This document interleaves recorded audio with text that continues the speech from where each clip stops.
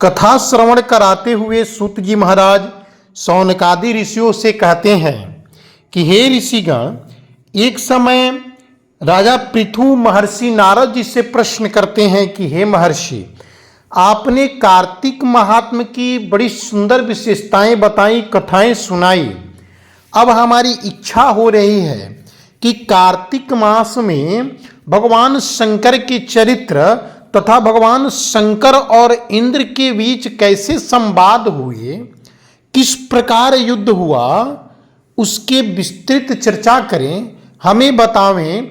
और उस युद्ध के कारण, भगवान के क्रोध के कारण कौन सी ज्वालाएं उत्पन्न हुई, किसका उत्पन्न हुआ, क्या हुआ, सो विस्तार पूर्वक कह के बतावें। तब महर्षि नारद जी बड़े ही प्रसन्न मुद्रा में कहते हैं कि राजन, आप सावधान होकर के इस चरित्र का दर्शन करेंगे। महर्षि नारद जी कहते हैं कि एक समय मैं अपने पिता से स्वयं कहा कि हे पिताजी, आप मुझे भगवान शंकर के चरित्र के बारे में वो कथा सुनावें। तब ब्रह्मा जी ने कहा कि हे नारद, तुमको तथा तुम्हारी बुद्धि को धन्य है जो तुम्हें शिव जी की इतनी सुंदर महिमा का वर्णन सुनने की इच्छा हुई, क्योंकि भगवान शिव कल्याणकारी हैं और भगवान शंकर की जो कथा श्रवण करता है उसकी कल्याण होती है। ब्रह्मा जी कहते हैं कि हे नारद, तुम निस्संदेह भगवान शिव के परम भक्त हो। अब मैं तुझे शिव जी की यह महिमा की श्रवण कराता हूं, ध्यान पूर्वक श्रवण करो। किसी समय एक दरबार में इंद्र एवं समस्त देवताओं ने भगवान शिव की दर्शन के लिए एक सभा बुलाई। उसमें 11 रुद्र, 12 शिव सूर्य, 12 सूर्य, 8 वसु, 13 विश्वदेव, 49 पवन, समस्त दिक्पाल एवं देव उपदेव आदि उपस्थित थे। ऐसे समाज को अपने साथ लेकर के एक समय देवराज इंद्र बड़े उत्सव के साथ रजोगुण धारण किए हुए शिव जी की दर्शन के लिए बृहस्पति, देवगुरु बृहस्पति के साथ लेकर के कैलाश की तरफ चले। उनको संसार में केवल शिव जी की दर्शन से ही यश प्राप्ति करना स्वीकार था। उस समय शिव जी बड़ा ही सुंदर एक लीला करते हैं। नारद जी ने कहा कि हे राजन, उस समय हमारे महादेव बड़ा सुंदर लीला किए। अपने भक्तों को अपनी तरफ आते हुए जान करके बड़े ही प्रसन्नता के साथ और अपने भक्तों की परीक्षा लेने के लिए शंकर जी ने जिस मार्ग से इंद्रादिक देव और बृहस्पति आ रहे थे, उसी मार्ग में एक सुंदर स्वरूप विकराल भुजाओं वाली और विकराल जटा धारण की हुई, बड़े बड़े जटाओं को धारण किए हुए रूप बना करके बिल्कुल पार्षद के समान आकर खड़े हो गए। भगवान शिव के अवधूतों के समान खड़ा देख करके इंद्र ने पूछा, तुम कौन हो? हे पार्षद, तुम कौन हो? ऐसा प्रतीत होता है जैसे कि तुम भगवान शिव के ही सेवक हो, और यदि मेरी यह समझ सही है, सत्य है, तो तुम हमको शिव जी के निवास का पता बताओ और भगवान शंकर अभी कहाँ हैं, ये विस्तार पूर्वक हमें बतावे। नारद जी कहते हैं कि हे राजन, बार बार इंद्र द्वारा पूछने के बावजूद भी वह तपस्वी रूप धारण किए शिव चुपचाप रहते हैं, कोई उत्तर नहीं देते हैं।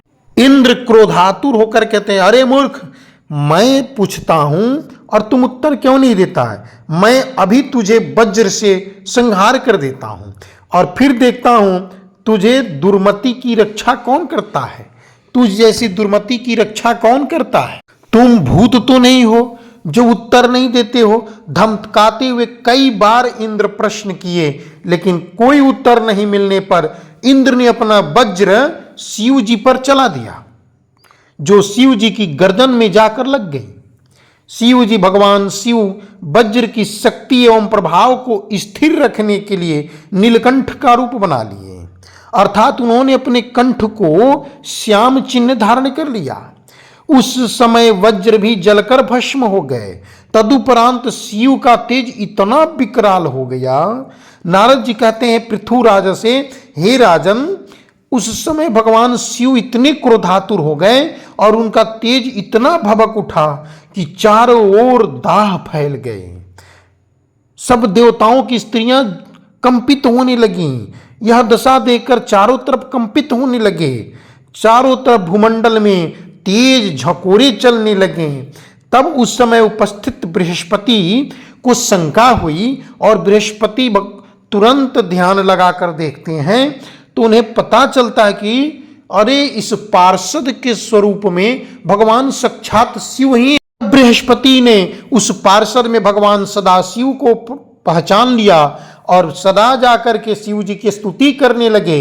स्तुति करते हुए इंद्र को बोलते हैं कि हे इंद्रदेव, यह जो सम्मुख खड़े जिसे पार्षद समझते हो, ये कोई पार्षद नहीं है, ये स्वयं सदाशिव भगवान है। तुम भी दंडवत कर इनकी स्तुति करो, क्षमा याचना करो। जब देवगुरु बृहस्पति की बात इंद्र सुनते हैं, हे राजन, इंद्र, बृहस्पति एवं समस्त देवता भगवान शंकर की स्तुति करने लगे। हे शंकर, हे नीलकंठ, हे महादेव, हे गंगाधर, हमें क्षमा करें, हम आपकी स्वरूप का दर्शन नहीं कर पाए, अर्थात आपको पहचान नहीं पाए। हे महाराज, आप हमारा यह अपराध क्षमा करें। हम तो आपके दर्शन के लिए ही जा रहे थे, परंतु ने आपने स्वयं कृपा करके गुप्त रीति से बिना किसी परिश्रम के हम सबको दर्शन दे दिए। ये हमारी सौभाग्य है। अनेक प्रकार के सभी देवगण बृहस्पति और इंद्र त्राहिमाम करते हुए शंकर जी की स्तुति करते हैं, बार बार नमस्कार, कोटि कोटि नमस्कार और वंदना करते हैं। नारद जी कहते हैं कि हे राजन, भगवान शंकर तो बागंबरधारी, त्रिशूलधारी, अतीव भक्तों पर प्रसन्न होने वाले हैं। पल भर में शंकर जी हमारे प्रसन्न हो जाते हैं। जब देवताओं ने इस प्रकार की स्तुति की, हमारे बाबा भोलेनाथ बहुत ही प्रसन्न हो गए। शंकर जी कहते हैं कि हे देवगण, हे बृहस्पति, तुम अपनी इच्छा अनुसार वरदान मांगो। शिव जी की ऐसे वचन सुनकर देवगुरु बृहस्पति ने कहा कि हे भोलेनाथ, अब आप क्रोध दूर करके इंद्र की रक्षा करें, ताकि आपके भाल पर जो तेज रूप नेत्र है उसकी तीक्ष्णता दूर हो जाए, उससे जो कष्ट हो रही है वो समाप्त हो जाए, और इंद्र की जीवन दान दे दीजिए, इंद्र की रक्षा करें। हे दीनानाथ, हे महादेव, अपना क्रोध रोककर इंद्र के अपराध को क्षमा कीजिए। बृहस्पति के इसे वचन को सुनकर माहेश्वर बड़े ही गंभीर वाणी से बोले, मैं अपने नेत्रों से निकले हुए क्रोध को कैसे रोकूं? तब देवराज बृहस्पति कहते हैं कि जो आपके नेत्रों से तेज निकली हुई है, हम इस तेज को कहीं दूर स्थान पर फेंक दीजिए, जिससे इंद्र का कष्ट निवारण हो जाए और आप इंद्र का जीवन दान दे दीजिए। इस पर भगवान शंकर ने गुरु बृहस्पति से कहा, मैं तुम्हारी स्तुति से प्रसन्न हूं, जो तुमने इंद्र को जीवन दान दिलवाया। मैं विश्वास करता हूं कि मेरे नेत्रों की अग्नि अब इंद्र को पीड़ित नहीं करेगी। और भगवान शंकर ने उस तेज रूपी अग्नि को क्षीर सागर में डाल दिया। फिर लीलाधारी भगवान शंकर कहते हैं कि हे बृहस्पति, आपने देवराज को जीवन दान दिया है, इसलिए आज से आपका एक और नाम प्रसिद्ध हो जाएगा।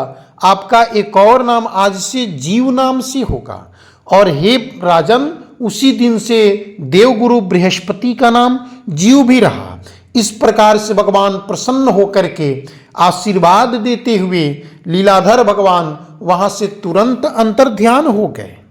इस प्रकार जिनको जानने की इच्छा थी, हे राजन, देवराज इंद्र और सभी देवताओं को जिनकी महिमा जानने की इच्छा थी, वैसे भगवान शंकर को प्रसन्न देख करके अत्यंत खुश हुए।